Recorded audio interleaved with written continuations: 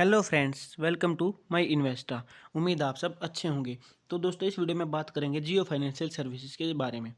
तो आप अभी क्या करेंगे, कैंडल्स को वीकली टाइम फ्रेम में कन्वर्ट करेंगे और सिंपली आपको क्या करना है, इस चार्ट को यहाँ पे आपको बैठ के देखना है। तो आपको क्या चीज़ें क्लियर होंगी, मैं आपको सिर्फ सिंपल चीज़ें सिखाऊंगा, आपका सारे डाउट क्लियर हो जाएगा। आप जब इस चार्ट को देख रहे हैं वीकली टाइम फ्रेम में, तो पाथ क्या दिख रहा है आपको कि चार्ट इस तरीके से मूव कर रहा है। यानी कि हाई बनाया, लो, हाई, लोअर हाई बनाया, लोअर लो, लोअर हाई बनाया। तो अब संभावनाएं क्या हो रही हैं यहाँ पर कि आगे ये अगर इस पाथ को फॉलो करता है तो फिर से एक नया लोअर लो बनाएगा और एक नया लोअर हाई बनाएगा इस तरीके से। और अगर ये प्राइस इस रेंज को ब्रेकआउट कर देता है तो एक नया हाई बना देगा। यहाँ पर ये जो रेंज बन गई हमारी, अब इस रेंज में काफ़ी इंपॉर्टेंट रेंज हमारी ये हो गई है 360 और 338 के बीच में।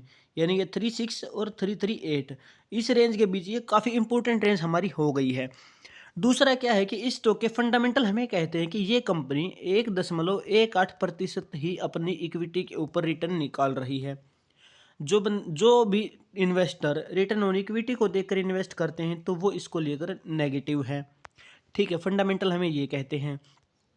इसके अलावा पब्लिक और म्यूचुअल फंड इसमें अपनी होल्डिंग बढ़ा रहे हैं। अदरवाइज यहाँ पर आपको दिख रहा है कि डीआईआई और एफआईआई, अदर डोमेस्टिक इंस्टीट्यूशंस और फाइनेंस जो है फॉरेन इंस्टीट्यूशंस, वो इसमें कम हो रहे हैं। ठीक है, तो आपको ये चीज़ समझ आ रही है। अब आपको क्या करना है, यहाँ पे आपकी एक पॉजिटिव सेंटिमेंट ये बन रहा है कि प्राइस मूविंग एवरेज 50 पे आया है। तो अगर प्राइस मूविंग एवरेज 50 पे आया तो दोबारा से ऊपर जाएगा। तो जिसने भी मूविंग एवरेज 50 पे यहाँ पे बाई किया तो उसका तो यहाँ पे प्रॉफिट हो चुका है। ठीक है, अब बात करते हैं इसको डेली टाइम फ्रेम में कन्वर्ट करके। तो डेली टाइम फ्रेम में आप इसको कन्वर्ट कर रहे हो तो आपको दिख रहा है कि प्राइस मूविंग एवरेज 50 को नीचे ब्रेकआउट दिया, 200 पे गया, 200 को ब्रेकआउट देके 300 पे रिट्रेसमेंट लिया। तो यहाँ पे जिसने बाई किया वही जो है वीकली टाइम फ्रेम के अकॉर्डिंग मूविंग एवरेज 50 का रिट्रेसमेंट है। ये जो पॉइंट आप देख रहे हैं, ठीक है। अब आपको सिंपल क्या करना है, आपको यहाँ पे एक पैरेलल चैनल ड्रॉ कर लेना है। ठीक है, तो आपने क्या किया, यहाँ पे सिंपली क्लिक करेंगे आप इसके ऊपर जो हाई था।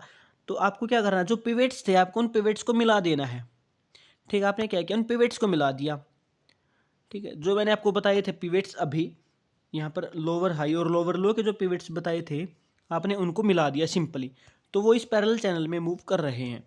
तो यहाँ पे आपको काफ़ी चीज़ें क्लियर साफ हो जाएगी कि हाँ, अभी संभावना है कि प्राइस दोबारा से नीचे जा सकता है। अगर यहाँ पर ब्रेकआउट देके एक रिट्रेस लेता है, ब्रेकआउट देने के बाद रिट्रेसमेंट किस प्राइस पे लेगा, जो कि मैंने आपको बताया, या तो इस रेस प्राइस पर या फिर इस प्राइस पर। तो अगर 360 पर वापस नीचे की तरफ एज ए रेजिस्टेंस यूज करके आता है और 360 को फिर ब्रेकआउट देता है तो दूसरा टारगेट हमारा 420 ही रहेगा डायरेक्ट। यानी कि शानदार टारगेट हमें मिलेगा।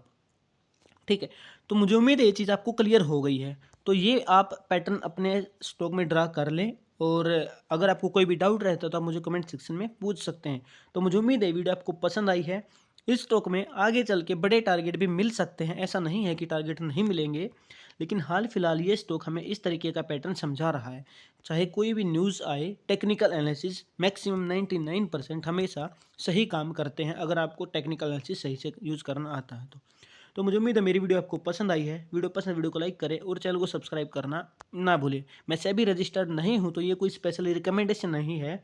अगर आप पिवट इंडिकेटर यूज़ करते हैं तो आप आगे के टारगेट्स इस स्टॉक में देख सकते हैं कि आगे क्या क्या टारगेट आपको मिलने वाले हैं। जैसे कि मैंने आपको बताया कि ये R1 और R2 था, तो ये रेजिस्टेंस की तरह काम कर सकता है। उसके बाद यहाँ पर आपको R3 R4 के टारगेट मिल सकते हैं। तो मुझे उम्मीद है मेरी वीडियो आपको पसंद आई होगी। Thank you very much.